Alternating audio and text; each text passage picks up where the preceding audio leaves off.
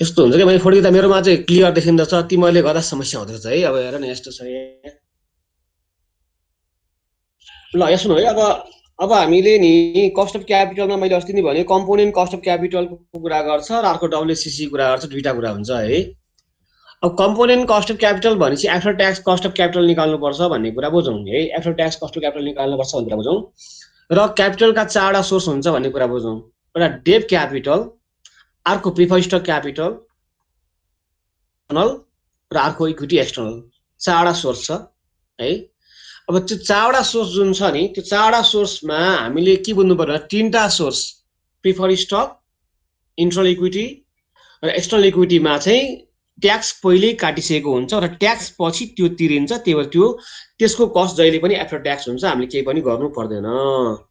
र इन्ट्रेस्ट भन्ने कुरा जहिले पनि ट्याक्स भन्दा अगाडि तिरिन्छ। सेल्स लेस भेराल cost CM less fixed cost EBIT less interest EBT, less interest अनि बल्ल इबिटी आयो अनि बल्ल ट्याक्स तिरिन्छ। इन्ट्रेस्ट अगाडि तिर्दो रहेछ। Interest is a before tax expenses. Interest चाहिँ हाम्रो बिफोर ट्याक्स एक्सपेन्सेस हो है। त्यो के कुरा बुझौँ भन्दाखेरि हामीलाई कम्पोनेन्ट कस्ट अफ क्यापिटल निकाल भन्छ भने डेफको लागि चाहिँ आफ्टर ट्याक्स गर्नुपर्छ है। डेफको लागि चाहिँ हामीले आफ्टर ट्याक्स गर्नुपर्छ र डेफ बाहेक अरू प्रिफर्ड स्टकको लागि भनोस् वा इक्विटी इन्टरनल भनोस् वा इक्विटी एक्सटर्नल भनोस्, त्यसको लागि चाहिँ आफ्टर ट्याक्स गर्नु पर्दैन है। त्यो कुरा चाहिँ बुझिराख। अब हामीले के बुझौँ भन्दाखेरि यो यति बुझेपछि अब डेप तीन किसिमको हुन्छ। डेप तीन किसिमको हुन्छ, जेरो कुपन, पर्पिचुअल र फाइनाइट हो। यो कुरा बुझ्नु पर्यो हामीले। फर्मुला कुन लगाउने भन्नको लागि हामीले पहिला बन्ड कस्तो प्रकारको हो त त्यो कुरा थाहा पाउनुपर्छ। अनि फर्मुला फरक फरक हुन्छ र मैले अघि नि अस्ति क्लासमा भने यो फर्मुला जुन छ धेरै कुरा भनेको हामीले थर्ड सेममा पढेको जुन वाइटी आउँछ त्योसँग रिलेसन हुन्छ है, वाइटीसँग रिलेसन हुन्छ है भन्ने कुरा मैले भने। यो कुरा बुझ्नु पर्यो। त्यही भएर बन्डको टाइप्स तीन प्रकारको हुन्छ, जेरो कुपन, पर्पिचुअल, फाइनाइट। यो कुरा बुझ्नु पर्यो र त्यो अनुसार फर्मुला फरक फरक हुन्छ हैन। जेरो कुपन के हो मैले भनिहालेँ, कुपन हुँदैन, मात्र टाइम हुन्छ। पर्पिचुअल कुपन हुन्छ, टाइम हुँदैन। फाइनाइट दुईटै कुरा, कुपन पनि हुन्छ हो। यसरी हामीले तीनटा अवस्था हुन्छ भन्ने कुरा बुझ्नु पर्यो र त्यो अवस्था अनुसार फर्मुला फरक फरक हुन्छ है भन्ने कुरा बुझ्नु पर्यो है। यो कुरा छ। अब यहाँ के छ भन्दा अर्को कुरा भनेको हाम्रो हामीले कस्ट निकाल्दाखेरि है, कस्ट अफ डेट निकाल्दाखेरि, प्रिफर्ड स्टक निकाल्दाखेरि, एक्सटर्नल इक्विटी निकाल्दा जहिले पनि नेट प्रॉफिट प्रयोग गर्नुपर्छ। नेट प्रॉफिट किन भन्दाखेरि हामीले तिर्ने जुन ब्याज छ, जुन डिभिडेन्ड छ, कति पैसा लिएर हामीले तिरेका हौं त भन्ने कुरा हेर्नु पर्यो। अनि पायौं कति, नेट कति भयो हाम्रो हो, त्यो कुरा हामीले हेर्नुपर्छ। त्यही भएर जहिले पनि कस्ट निकाल्दा हामीले नेट प्रॉफिट, नेट अमाउन्ट राख्छौं। यो कुरा भुल्नु भएन। तर इन्टरनल इक्विटीको केसमा चाहिँ बुझ्नु है, चारवटा सोर्स मध्ये इन्टरनल इक्विटीको केसमा चाहिँ हामीले जहिले पनि P0 लेखिन्छ। P0 लेखिन्छ, त्यहाँ चाहिँ नेट हुँदैन, नेट प्रॉफिट हुँदैन। भले क्वेशनले फ्लोटेसन कस्ट दिएको छ, कमिसन दिएको छ, चार्जेस दिएको छ भने पनि इन्टरनल इक्विटीमा चाहिँ हामीले नेट भन्ने कुरा राख्दैनौं। We only use the value price P0। अन्त जहाँसुकै कस्ट अफ डेट निकाल्न पर्यो, प्रिफर्ड स्टक निकाल्न पर्यो अथवा एक्सटर्नल इक्विटी निकाल्न पर्यो भने त्यो बेला चाहिँ हामीले नेट प्राइस, नेट प्रॉफिट राख्नुपर्छ भन्ने कुरा, यो कन्सेप्चुअल कुरा, यति कुरा चाहिँ हामीले पहिला बुझ्नु पर्यो है। पहिला कस्तो प्रकारको हो बोन्ड, जेरो कुपन हो, पर्पिचुअल हो, फाइनाइट हो, के हो बुझ्नु पर्यो। त्यसपछि हामीले कस्ट निकाल्दाखेरि नेट प्रयोग गर्नुपर्छ है भन्ने कुरा बुझ्नु पर्यो जहिले पनि। अब त्यहाँ फ्लोटेसन कस्टहरू, कमिसनहरू छैन भने चाहिँ नेट र भ्यालु एउटै कुरा हो, यति कुरा बुझौँ है। न क्वेशन नम्बर ए मा सुनौ, यहाँ छ हाम्रो कम्प्युट द कस्ट अफ फलोइङ भन्छ। हामीले कस्ट अफ डेट निकाल्नु पर्ला, के हो के त्यो निकाल्नु पर्ला। क्वेशन एले भन्छ अ बन्ड हैज ₹1000 पार value, coupon interest rate 12%, coupon rate C 12%, पार value 1000। A new issue will has flotation cost of 5%, flotation cost 5% छ, अफ 1100 मार्केट भ्यालु। बोन्डको भ्यालु चाहिँ हाम्रो 1100 छ, P0 1100 भयो V0 1100 भयो। यसमा फ्लोटेसन कस्ट हाम्रो 5% छ हैन। र मैले अघि नै भने हामीलाई फ्लोटेसन कस्ट कमिसन चार्ज दिएको छ भने हामीले नेट प्रॉफिट निकाल्नु पर्यो, नेट प्राइस निकाल्नु पर्यो। कति पायो नेटमा त्यो निकाल्नु पर्यो।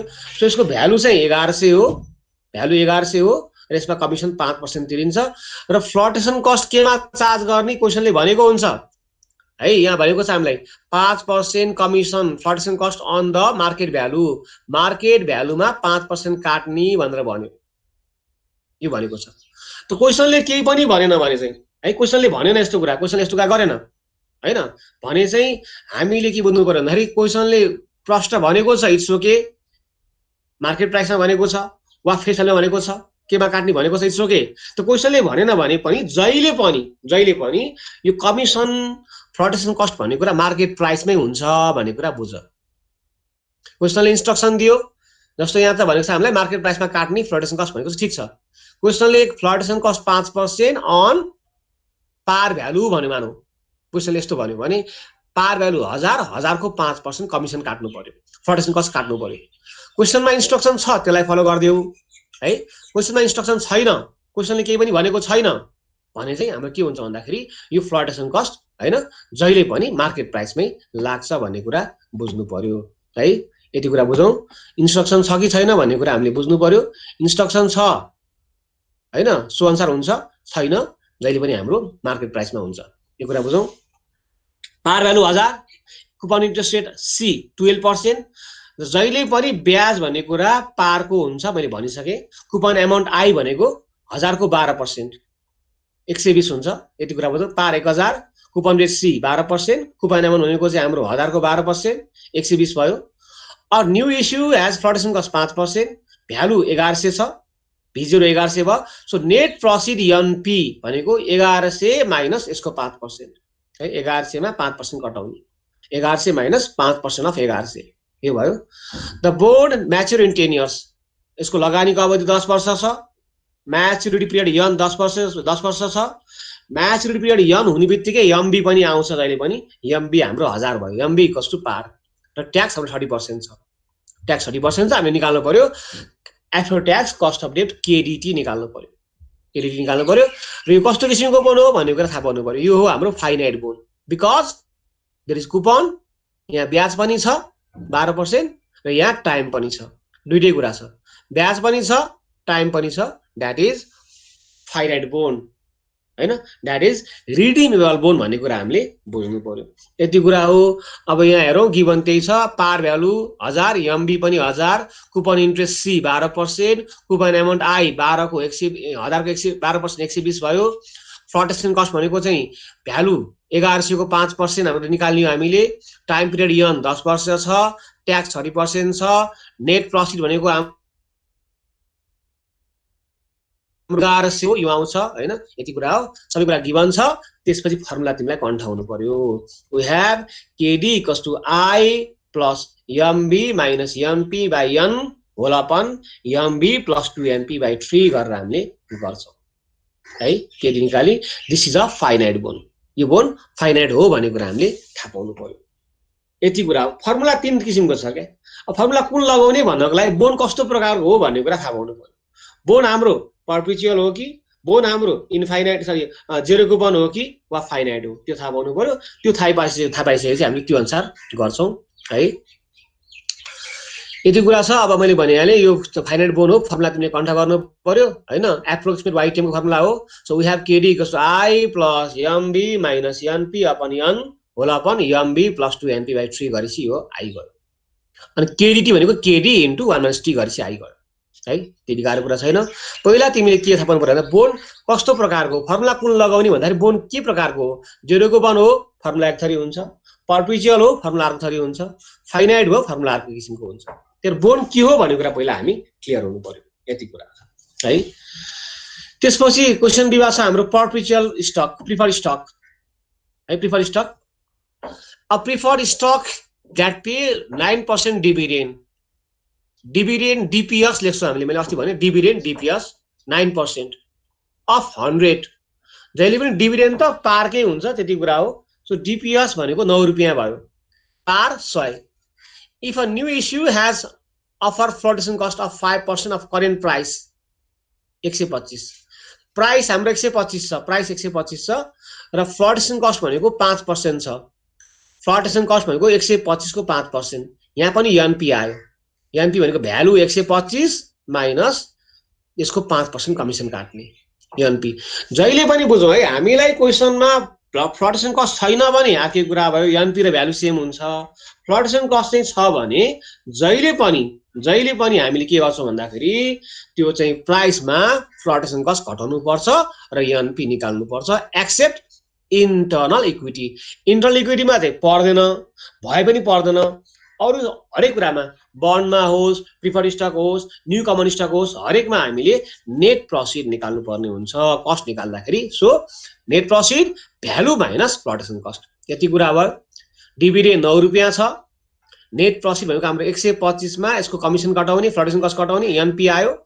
यो कस्तो प्रिफर्ड स्टक हो भन्दा टाइम छैन है टाइम छैन means perpetual so we have KPS formula के छ सिम्पल डीपीएस बाइ एनपी यति डीपीएस बाइ एनपी फर्मुला आइसक्यो यो के पनि गाह्रो छैन है सजिलो छ र तिमीले के बुझ भन्दाखेरि हामीले बन्डको फर्मुला याद गर्ने हो बन्डमा चाहिँ आई हुन्छ प्रिफर्ड स्टकमा चाहिँ डिभिडेन्ड डी हुन्छ भन्ने कुरा याद गर्नु पर्यो त्यो कुरा याद गर्नु पर्यो so we have KPS equals to DPS by NP है यो यति कुरा छ अब फेरि क्वेशन 3 मा गए म uh current market price of common stock 60 current प्राइसलाई P0 लेखिन्छ यो नोटेसन कुरा हो तिमीले थर्ड सेममा पढ्यौ होला स्टक प्राइसलाई P0 लेखिन्छ बन्डलाई V0 वा VD लेखिन्छ प्रिफर्ड स्टकलाई VPS लेखिन्छ यो नोटेसन कुरा भयो the current price of stock P0 60 the expected dividend in coming year should be ₹6 expected dividend D1 6 छ है एक्सपेक्टेड डिविडेन्ड D1 6 छ increase at 8% annual growth rate G 8% छ अब यहाँ तिमीले के बुझ्नु पर्यो भन्दाखेरि हामीलाई यो स्टकको केसमा चाहिँ हामीलाई दिएको डिविडेन्ड D1 हो कि D0 हो चिन्नु पर्छ है म फेरि भन्छु यहाँ भविष्यसँग सम्बन्धित डिविडेन्ड भविष्यसँग सम्बन्धित हैन त्यो भनेको हाम्रो के भन्दाखेरि एक्सपेक्टेड डिविडेन्ड भन्ला डिविडेन्ड जस्ट डिक्लेयर भन्ला विल पे भन्ला फ्युचर भन्ला भविष्यसँग सम्बन्धित जुन हामीले पाएको छैन जुन हामीले पाउने वाला छौं त्यो चाहिँ D1 हो expected dividend just declare future dividend will pay भनेको पाउने वाला त्यो D1 हो र विगतदेखि वर्तमानसम्म जुन हामीले पाइसक्यौं current dividend just receive dividend last year dividend past year dividend त्यो चाहिँ हाम्रो D0 हो है यो तिमीले डिटेल कुरा चाहिँ थर्ड सेममा पढेको हुनुपर्छ सो विगतदेखि वर्तमानसम्मको कुरा चाहिँ D0 भविष्य कुरा चाहिँ हाम्रो D1 so expected dividend just declare गरेर पाएको छैन that is D1 future will pay यस्तो भन्छ हाम्रो D1 अब हामीलाई चाहिने यहाँ D1 हो हामीसँग फर्मुला त्यही छ KS equals to D1 by P0 plus G भन्ने छ हामीलाई चाहिने D1 हो हैन अब त्यो D1 दिएको छैन भने D0 इन्टु 1 प्लस G गरेर पनि हामीले निकाल्छौं तर हामीलाई क्वेशनले दिएको चाहिँ डिविडेन्ड पास्टको हो कि फ्युचरको हो प्रेजेन्टको हो कि फ्युचरको हो त्यो चाहिँ चिन्नु पर्यो हामीले D0 हो कि D1 हो त्यो चिन्नु पर्यो यसको लागि फेरि भने भविष्यसँग सम्बन्धित चाहिँ हाम्रो D1 भविष्य सम्बन्धित चाहिँ हाम्रो D1 र विगतदेखि वर्तमानसम्मको चाहिँ हाम्रो D0 हो भन्ने कुरा बुझ्नु पर्यो यहाँ कुरा छ हाम्रो स्टक प्राइस हैन कमन स्टक प्राइस P0 60 छ एक्सपेक्टेड डिविडेन्ड D1 हाम्रो 6 छ ग्रोथ रेट G हाम्रो 8% छ ट्याक्स 30% छ ट्याक्स चाहिँ हामीलाई चाहिएन मैले अघि नै भने हैन ट्याक्स चाहिएन इन्ट्रेस्ट मात्र बिफोर ट्याक्स हो त्यसलाई आफ्टर ट्याक्स गर्नुपर्छ त्यो बाहेक अरु चाहिँ हामीले आफ्टर ट्याक्स गर्नु पर्दैन किन भन्दा प्रिफर्ड डिविडेन्डको कुरा चाहिँ ट्याक्स पछि तिरिन्छ त्यो आफै के हो त भन्दा आफ्टर ट्याक्स हो यति कुरा छ यहाँ हेरौं P0 60 D1 छ ग्रोथ रेट G 8% केएस निकाल्न पर्यो है केएस निकाल्न पर्यो we have KS equals to D1 हैन D1 by P0 plus G है D1 by P0 plus G यही छ है यहाँ बुझौं है current price P0 60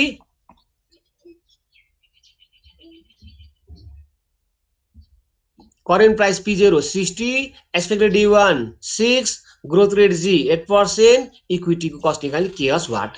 so we have KS equals to D1 by P0 plus G. यति कुरा हो.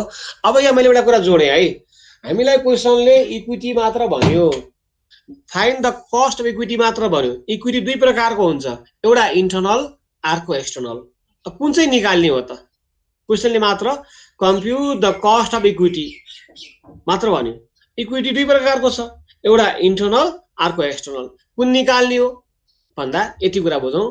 क्वेसनले प्रश्न भनेको छैन भने, फ्लोटेसन कस्ट छैन भने इन्टरनल इक्विटी केएस निकाल्ने. यदि क्वेसनमा फ्लोटेसन कस्ट छैन, फ्लोटेसन कस्ट नट गिभन, त्यो अवस्था छ भने we have to find cost of internal equity. हामीले केएस निकाल्ने. क्वेसनमा फ्लोटेसन कस्ट छ, एनपी छ भने we have to find the cost of external equity. हैन, कस्ट एक्सटर्नल इक्विटी निकाल्ने. एनपी छैन, फ्लोटेसन कस्ट छैन, हामीले निकाल्ने इन्टरनल इक्विटी केएस निकाल्ने. यो पनि कन्फ्युज हुन्छ कि हामीलाई, के निकाल्ने हो, केएस कि के हो त भन्ने कुरा कन्फ्युज होला हैन. त्यही भएर इक्विटी मात्र भनेको अवस्थामा चाहिँ के बुझ्नु पर्यो भन्दाखेरि, फ्लोटेसन कस्ट छैन, क्वेसनले फ्लोटेसन कस्ट दिएन, that is internal equity. Flotation cost छ भने द्याट इज एक्सटर्नल इक्विटी. यो साह्रै सहिलो छ and this is very important. एक्जाममा प्राय सधैँ आउने इक्विटीकै कस्ट हामीले निकाल्न आउँछ है एक्जाममा. कि डब्ल्युएससी आउँछ कि भने हामीलाई इक्विटीकै लागि बढी क्वेसन आउँछ. इट्स भेरी इम्पोर्टेन्ट कुरा हो, यो कुरा बुझौँ. सो यहाँ दिएको थियो हामीलाई P0 दिएको 60, D1 थियो हाम्रो 6 रुपियाँ, ग्रोथ जी 8% छ, केएस निकाल्ने D1 by P0 plus G गरेपछि आइगयो, द्याट इज 18%. यति कुरा भयो है.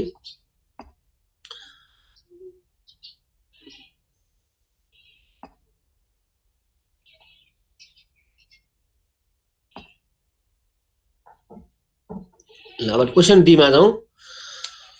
A new common stock issue that pay 12 dividend per share. That pay dividend. बुझ्यो है. A new common stock issue that pay ₹12 dividend per share. यो चाहिँ के भयो त? 12 dividend. हजुर? D0. D0 भयो. यति चाहिँ बुझ्नु पर्यो हामीले है. यो स्टकको हामीले निकाल्दाखेरि, कस्ट निकाल्दाखेरि क्वेसन दिएको D0 हो कि D1 चाहिँ चिन्न सक्नु पर्यो. मैले फेरि भने विगतदेखि वर्तमानसम्मको चाहिँ D0, भविष्यको कुरा गर्छ that is D1.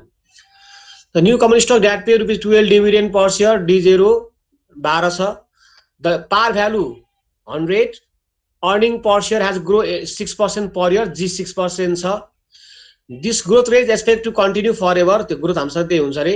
The company maintaining constant dividend earning ratio 30%. Dividend earning ratio, dividend payout ratio 30%. अब हामीलाई यहाँ क्वेसनले डिभिडेन्ड पनि दिएको छ, डिभिडेन्ड पनि दिएको छ, ग्रोथ पनि दिएको छ भनेपछि हामीलाई डिभिडेन्ड पेआउट रेसियो चाहिएन. यति कुरा बुझ्नु है. अहिले dividend earning ratio, dividend payout ratio त्यसको 30% डिभिडेन्ड बाँड्छ भने हो हैन. हामीलाई अब के छ भन्दाखेरि यदि यो ग्रोथ रेट थिएन भने त्यो ग्रोथ निकाल्नको लागि चाहिन्थ्यो होला हैन. त्यो कसरी निकाल्ने पछि क्वेसन आइसक्यो भन्नुला. यति कुरा बुझ. ग्रोथ रेट दिएको छ, हामीलाई डिभिडेन्ड पेआउट रेसियो चाहिएन. यति कुरा बुझौँ. D0 12 छ, ग्रोथ 6% छ. यति कुरा बुझौँ. The price of stock is now 110. P0 110 छ, but 5% flotation cost as anticipated. ल फ्लोटेसन कस्ट 5% छ. अब यति कुरा भयो. मैले अघि नै भने फ्लोटेसन कस्ट दिएपछि हामीले निकाल्ने एक्सटर्नल इक्विटी केही निकाल्न पर्यो. So KE equals to D1 by NP plus G. अब D0 छ, D1 आइहाल्छ. D0 छ, D1 बराबर D0 into 1 plus G. D1 आयो. हामीसँग P0 छ, NP आयो. P0 NP equals to P0 minus flotation cost. यो पनि भयो. ग्रोथ जी पनि दिएको छ हैन. अब हाम्रो त्यसपछि आएर के त भन्दाखेरि केही आइगयो. के निकाल्ने केही गाह्रो कुरा भएन है. गिवन मैले डिस्प्ले गराएँ मैले. लास्ट डिभिडेन्ड D0 12 छ, पार भ्यालु चाहिएन. डिभिडेन्ड पेआउट ग्रोथ रेट 6% छ, करेन्ट प्राइस P0 110 छ, फ्लोटेसन कस्ट 5%, एनपी आइगयो. हामीलाई डिभिडेन्ड पेआउट रेसियो पनि चाहिएन हैन. So now we have cost of external equity K equals to D1 by NP plus G. D1 by NP plus G है. D1 भनेको D0 into 1 plus G, NP P0 minus flotation cost, NP G दिएको छ. यसरी हामीले cost of external equity निकाल्न सक्छौं है. र यो क्वेसन पनि हाम्रो इम्पोर्टेन्ट छ. र यो भन्दा अझै इम्पोर्टेन्ट क्वेसन अर्को छ हाम्रो है। मैले त्यो डिस्प्ले गराएँ आज र भोलिदेखि चाहिँ म बोर्ड गरौँला।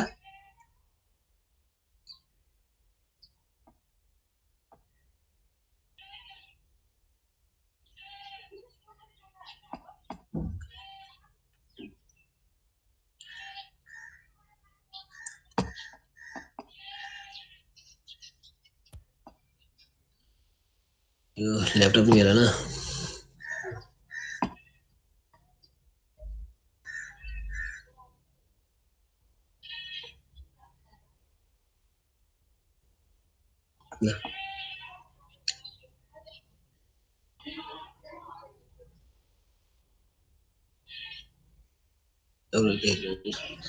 यो 2.3 एकपटक हेरौ, इलिस्ट्रेसन हो यो बुकको है। बुक पछि तिमीले किनिहाल्छौ, अहिले चाहिँ बुक भएन हैन।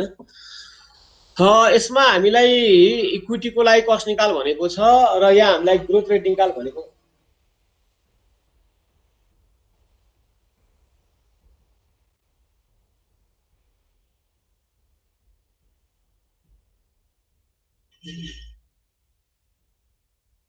ल यसो है, मैले अघि भने तिमीलाई पास्टको डिभिडेन्ड चाहिँ D0 हो, करेन्ट डिभिडेन्ड चाहिँ D0 हो र न्यू डिभिडेन्ड एक्सपेक्टेड डिभिडेन्ड हैन, dividend just declare will pay dividend चाहिँ D1 हो। र यहाँ के चाहिँ बुझ्नु पर्यो भन्दाखेरि हामीलाई पास्ट विगत धेरै विगतको डिभिडेन्ड दिन्छ भने भनेको 10 वर्ष अगाडि 5 वर्ष अगाडि यस्तो विगत धेरै विगतको डिभिडेन्ड दिन्छ भने त्यहाँबाट हामीले ग्रोथ जी निकाल्नु पर्ने हुन्छ। यो कुरा बुझौँ है। पास्ट हो 2010 2005 2015 यसरी विगतको धेरै वर्ष अगाडिको हामीलाई डिभिडेन्ड दिन्छ भने त्यहाँबाट हामीले ग्रोथ रेट निकाल्नु पर्छ। र एक्सपेक्टेड डिभिडेन्ड दिएन क्वेसनले, अथवा करेन्ट डिभिडेन्ड दिएन क्वेसनले भने धेरै विगत छ क्या। आज 2021 हो भने 2019 को दियो, 18 दियो, 17 दियो, 16 दियो, जब पास दियो नि त्यो धेरै पासबाट हामीले चाहिँ ग्रोथ रेट निकाल्छौँ।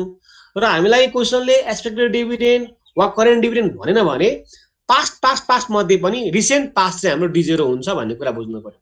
जस्तो अहिले 2021 हो नि, 20 को डिभिडेन्ड दियो, 19 को दियो, 18 दियो, 17 दियो, 16 दियो भने त्यो पास्टबाट हामीले ग्रोथ जी निकाल्नु पर्ने हुन्छ। र हामीलाई चाहिँ यहाँ D0 D1 केही पनि दिएको छैन भने यो पास्ट मध्ये रिसेन्ट पास्ट भने 2020 चाहिँ हाम्रो D0 हुन्छ।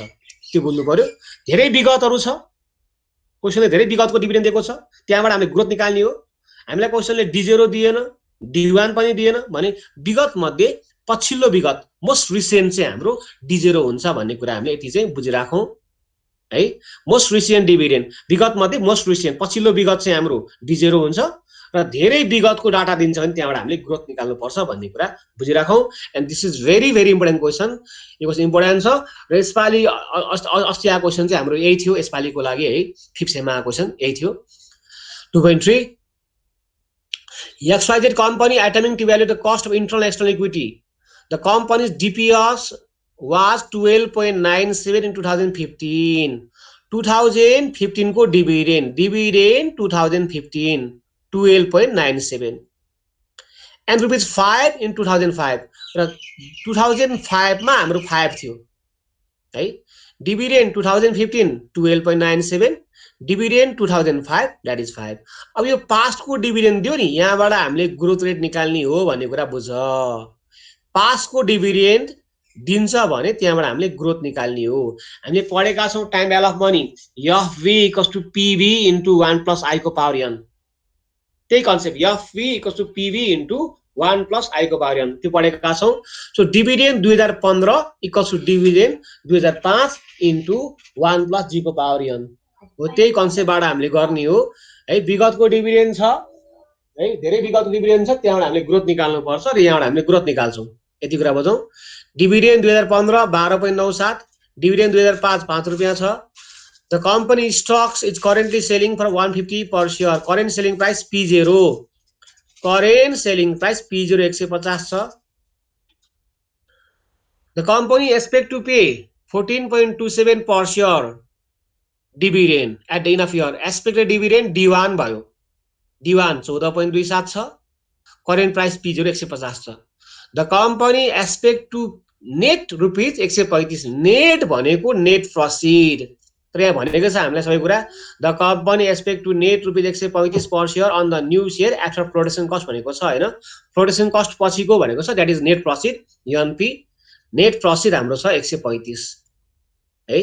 नेट प्रॉफिट 135 छ र तिमीले देख्नु पर्यो यो कुरा नेट क्वेशनमा आउने बित्तिकै त्यो नेट प्रॉफिट हुन्छ भन्ने कुरा बुझ्नु पर्यो है। नेट आयो that is net profit. Net profit 135 यो भयो हैन। नेट प्रॉफिट दिएको छ, P0 दिएको छ, D1 दिएको छ अनि डिभिडेन्ड विगतको छ। हामीले डिभिडेन्ड विगतबाट ग्रोथ निकाल्छौं यति कुरा छ।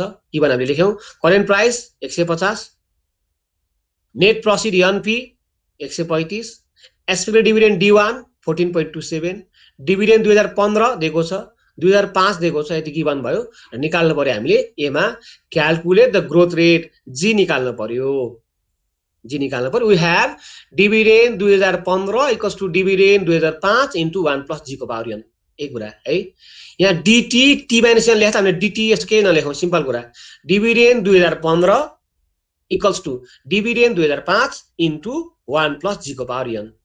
त्यो क्याल्कुलेसन गरौँ हाम्रो ग्रोथ आउँछ जी 10% रहेछ है। अर्को छ the flotation cost in percentage. Flotation cost निकाला भन्छ। अब फ्लोटेसन कस्ट निकाल्ने हामीसँग दुईटा विकल्प छ है। एउटा भनेको के छ NP equals to P0 into 1 minus F गरे पनि हुन्छ है। यहाँ अर्कै तरिका सिकाएको छ, मैले सिकाएँ। यहाँ फ्लोटेसन कस्ट पर्सेन्ट निकाल्नु पर्यो नि। We have NP net profit equals to P0 into 1 minus F गरेर निकाले पनि हुन्छ, अथवा percentage flotation equals to P0 minus NP upon P0 है। P0 माइनस एनपी भनेको फ्लोटेसन भयो, यसलाई डिभाइड बाइ P0 गर्ने। सिम्पल कहाँबाट गर्ने तिम्रो विकल्प भयो। हामीले फ्लोटेसन कस्टको पर्सेन्टेज निकाल्नु पर्यो। So we have percentage flotation बराबर P0 minus NP divide by P0। P0 minus NP 15 भयो डिभाइड P0 150 10% आयो। अथवा यसो नगरेर वी हैव अर्को विकल्प छ हामीसँग एनपी बराबर P0 इन्टु 1 माइनस एफ गरे पनि हुन्छ। त्यहाँबाट अन्त्य नै हो। जी चाहिँ कुन वर्षको निकाल्नु पर्यो? जी चाहिँ हामीले यसरी निकाल्छौँ 2015 dividend equals to 2005 dividend into 1 plus G को पावर n। हैन यो जी चाहिँ कुन वर्षको भनेको? हरेक जी सधैँको लागि सेम हुन्छ त्यो ए है। हरेकको लागि त्यही हुन्छ। Growth no change, constant growth हो। त्यसपछि क्वेशन सी छ the cost of retained earning. KS निकाल्नु पर्यो।